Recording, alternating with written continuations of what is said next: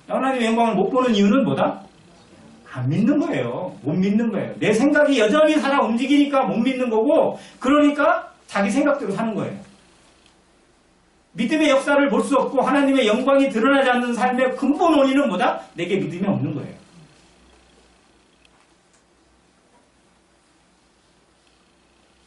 나사로가 예수님의 말씀을 듣고 살아납니다. 한 1분 걸렸을까요? 죽은 나사로가 나사로야 나오너라 라고 했을 때 한 1분 지체하고 일어났을까요? 어떠세요? 몇 초 걸렸을 것 같으세요? 바로 일어났어요. 죽은 시체도 하나님의 말씀에 즉각 순종합니다. 그런데 정작 살아있는 사람이 자기 생각 때문에, 자기 고집 때문에 하나님의 말씀을 재고 있어요.